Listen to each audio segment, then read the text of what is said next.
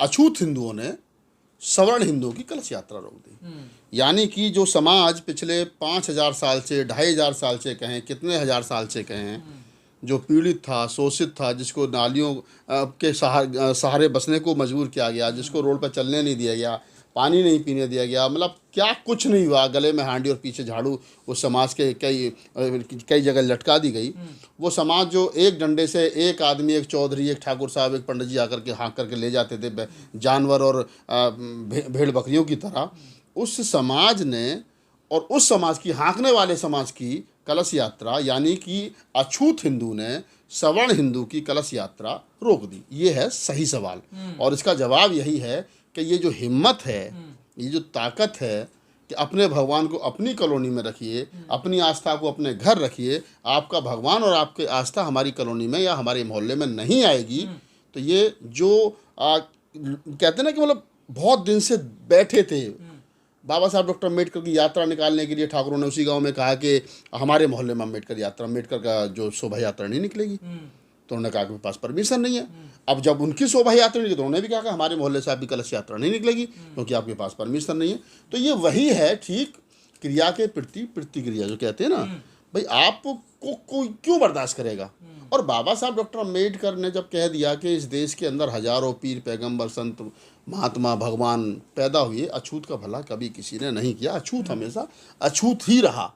तो आज वो जो अछूत बाबा साहब डॉक्टर अम्बेडकर के संघर्ष की वजह से, बाबा साहब डॉक्टर अम्बेडकर के 4 बच्चों की कुर्बानियों की वजह से, बाबा साहब डॉक्टर अम्बेडकर के पूरे जीवन जो उनके बाबा साहब उनको दे करके गए, उसको पाने के बाद जो थोड़ी सी ताकत, थोड़ी सी ऊर्जा उसके अंदर आई है, तो वो ये उस लेवल पर आया है कि आज उस सवर्ण समाज के लोगों से ये कह रहा है कि आपको मेरे मोहल्ले के अंदर घुसने के लिए इजाज़त लेनी पड़ेगी। और ये बड़ी बात है, ये बड़ी बात है कि वो अछूत ये कह रहा है कि मेरे मोहल्ले में अगर आओगे तो आपको परमिशन लेनी पड़ेगी, मैं आपको अपने मोहल्ले के अंदर नहीं घुसने दूंगा, क्योंकि आप मुझे अपने मोहल्ले के अंदर अम्बेडकर की फोटो लेकर के नहीं घुसने दे रहे हो, तो मैं अपने मोहल्ले के अंदर आपको ये कलश यात्रा सर पर लेकर के जो आपकी महिला आ रहे हैं, मैं अपने मोहल्ले के अंदर नहीं निकलूंगा। तो धार्मिक मामला था ना, बरसों से कलश यात्रा निकलती आ रही है वहाँ, ये परंपराएं हैं उन लोगों की। देखिए, तो बरसों से उनकी कलश यात्रा निकली तो अच्छी बात है, अपने घर निकालो भाई। मेरे घर के सामने आकर के नहीं तो रास्ता तो किसी का नहीं है ना, किसी नहीं का तो रास्ता तो अम्बेडकर जयंती के लिए भी ठाकुरों का नहीं है। अगर उस गांव के ठाकुरों ने अम्बेडकर जयंती निकालने के लिए ये कहा कि आपके मेरे मोहल्ले के अंदर आपको अम्बेडकर जयंती निकालने की परमिशन नहीं है, तो अगर फिर दलित ये कह रहे हैं, जाटव ये कह रहे हैं, चमार ये कह रहे हैं कि मेरे मोहल्ले के अंदर आने के लिए, कलश यात्रा निकालने के लिए परमिशन नहीं है, तो उसमें गलत क्या? शुरुआत किसने की? शुरुआत तो ठाकुरों ने की ना भाई। अगर ठाकुर प्यार मोहब्बत जयंती के लिए परमिशन लेनी पड़ती है ना, तो देखिए तो जल्लूस कोई भी हो, वो चाहे अम्बेडकर जयंती का हो, चाहे वो कलश यात्रा का हो, चाहे किसी कोई धार्मिक जल्लूस हो, कोई भी धार्मिक हो, उस जल्लूस के लिए सरकार से परमिशन ली जाती है। या फिर दोनों समाज के बीच में इतनी अच्छी बातचीत हो कि आप मेरे घर आइए, मैं आपके घर आऊँ ना, हमें सरकार से बात। सेकेंडरी चीज़, हमारा आपसे भाईचारा बहुत अच्छा है। मैं तो चाहता हूँ इस देश के अंदर बाबा साहब की जयंती निकले तो ब्राह्मण हाथ में झाड़ू लेकर के रोड साफ करता हुआ आगे आगे चले।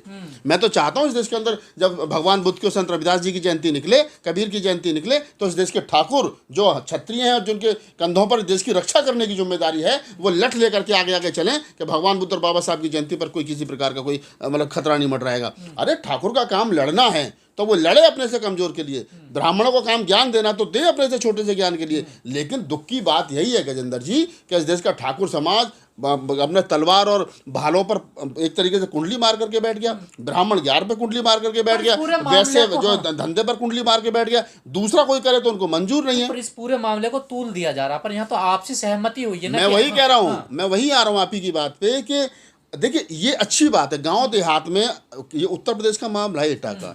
आप देखिए कि फिर जब वो मामला तनातनी पर आया तो ठाकुरों के कुछ बुजुर्ग लोग, जाटवों के कुछ बुजुर्ग लोग, दोनों इकट्ठा हुए, दोनों आपस में समझौता किया, जो थोड़ी बहुत कहासुनी हुई, धक्का मुक्की हुई किसी के साथ में, हालांकि कोई बड़ा वहाँ पर घटनाक्रम नहीं हुआ, लेकिन ये कि उन्होंने मतलब उनको रोका। तो बाद में फिर ये हुआ कि यार आज ये हमें नहीं निकालने दे रहे, कल को फिर और बिल्कुल नहीं निकालने देंगे।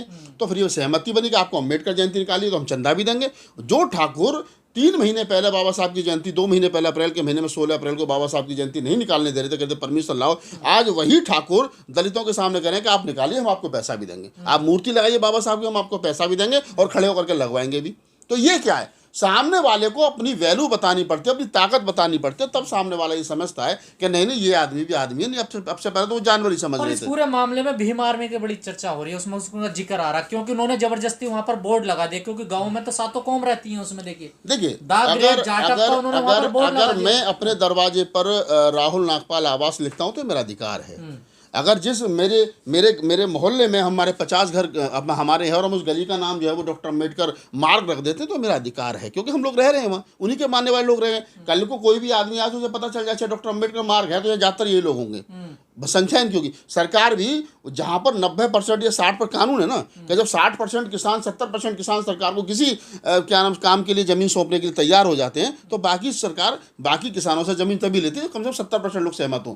तो अगर गली में 70% शेड्यूल कास्ट के लोग हैं, जाटव समाज के लोग हैं, चमार हैं, और अगर उसके बाद में 20-25 लोग ऐसे हैं कि चिल्ल लगा लो हम तुम्हारे साथ हैं, तो कोई दिक्कत नहीं है। अगर जाटवों ने द ग्रेट जाटव का बोर्ड अपने मोहल्ले में लगाया तो उससे ठाकुरों को दिक्कत नहीं होनी चाहिए। मोहल्ले में गांव के बाहर लगाया, गांव के बाहर वहीं से जहाँ से जाटवों की एंट्री है वहाँ उन्होंने लगाया। अगर ठाकुर साहब तो ऑलरेडी ग्रेट है ही, पंडित जी तो ऑलरेडी ग्रेट है ही, लाला जी तो ऑलरेडी ग्रेट है ही, ग्रेट तो ये हमारे वाले नहीं है। अब ये बता रहे हैं कि हम बोर्ड लगा के बता रहे हैं कि हम ग्रेट हैं, और हमारे ग्रेट होने पर हमारे देखिए आज से पहले जो हमारा दलित समाज का आदमी था, सफाई करने वाला, झाड़ू लगाने वाला, आप देखेंगे कि जूता सिलने वाला, वो बेचारा फटे हाल, पैर में चप्पल नहीं, कुर्ता फटा हुआ, पजामा फटा हुआ, मेहनत मजदूरी कर। आज भी देखिए दिल्ली जैसे महानगर में जो है वो लोग नाले में उतर के सफाई कर रहे हैं, लेकिन जिन लोगों का जमीर जिंदा हो गया, जो अब समझिए कि एक आदमी वहाँ से निकल करके आया, मेरा दादा ठाकुरों के मोहल्ले से हाथ में जूता लेकर के निकलता था, आज उसके पोते ने बोर्ड लगा दिया था ग्रेट जाटव का। तो पेट में जो हलचल हो रही है, आज जब एक जाटव जो है वो 50 लाख की फॉर्च्यूनर में चलता है और पीछे बाबा साहब का सिग्नेचर होता है, बाबा साहब की फोटो होती है, जय भीम लिखा हुआ होता है, और उसके पीछे कोई मनुवादी 1500 रुपये 2000 के फटे से स्कूटर पर जा रहा होता है, तो वो वही सोचता है जो मेरा पुरखा 100 साल पहले सोचता था। वो सोचता है, वो अम्बेडकर को 50 गाली देता है कि अम्बेडकर ऐसा काम करके चला गया कि ये 50 लाख की गाड़ी में घूम रहा है और मैं गरीबी के हाल में इस हाल में घूम रहा हूँ। तो इस बात को समझिए, लड़ाई एक दिन की नहीं है। एटा ने जो हुआ है ये एक उदाहरण सेट कर दिया कि उन लोगों ने, देखिए इस प्रकार की घटनाएं पहले भी हुई हैं, ऐसा नहीं कि आज ही हुई हैं। आज भी यूपी के कई शहरों में बारातें चढ़ने मैं क्या करूं आपने 10 साल पहले 5 साल पहले ये कहीं नहीं सुना होगा उत्तर प्रदेश के अंदर के किसी जाटव की बारात ठाकुरों ने नहीं चढ़नी थी, कहीं नहीं सुना होगा। ये आदित्यनाथ योगी जो बाबा हैं मठाधीश, इनकी सरकार बनने के बाद में ठाकुरों में थोड़ा सा उबाल आया है कि हमारी सरकार, हमारा डीएम, हमारा एसडीएम, हमारा थाना इंचार्ज, तो वो कह रहे ये कैसे हम चढ़ा लेंगे, तो वो अब आया, आज से पहले नहीं था। राजस्थान मध्य प्रदेश में, उत्तर प्रदेश में नहीं था कम से कम। अब क्या है कि ये जो उदाहरण सेट कर दिया, उदाहरण तो मेरठ का श्री राम जाटव का भी है। जब जाटव और गुजरों में झगड़ा हुआ, लड़की छेड़ दी गई, तो शायद श्री राम आज भी आजीवन कारावास की जेल सजा काट रहे हैं। 15-20 गुजर मारे गए थे, उसमें जाटव भी मारे गए थे। उदाहरण तो खरवा गांव का भी है, जहाँ पर ठाकुर और जाटवों में विवाद हुआ तो ठाकुर मारे गए थे। और तो उदाहरण हमेशा रहे, लेकिन पिछले 10-12 साल में इस प्रकार का उदाहरण, जब इनका आतंक बढ़ गया 3-4 साल में कि जाटवों की बारात यहाँ रोक दी, जाटवों की बारात वहाँ रोक दी, तो उनको लगा कि रोकना चाहिए, तो उन्होंने सेट किया कि अगर तुम ये करो तुम ये करेंगे। और अब देखना, मैं पूरी जिम्मेदारी साथ करूँ, इस घटना के बाद में अब कोई भी उत्तर प्रदेश के अंदर किसी जाटव की, किसी दलित की घोड़ी पर बारात चढ़ने से या डीजे बजाने से रोकने से पहले 4 बार सोचेंगे, कहेंगे नहीं आप करोगे तो ये भी फिर कुछ करेंगे। पुलिस प्रशासन को भी एक संदेश है, ये बिल्कुल संदेश है। पुलिस प्रशासन जो शासन प्रशासन के दबाव में जो वो गलत डिसीजन ले रहे हैं, भाई अम्बेडकर जयंती की आप परमिशन नहीं दे रहे हो, कह रहे नहीं निकालोगे, परमिशन नहीं है, लेकिन कलश यात्रा करें नहीं, ये तो धार्मिक मामला है, ये तो आस्था का मामला, आप निकाल लो। तो उनको भी ये संदेश है कि अगर आपको परमिशन देनी है तो दोनों की दो, और नहीं देनी तो अगर निकालो, कोई दिक्कत नहीं, इसमें कोई बहुत बड़ी बात है नहीं।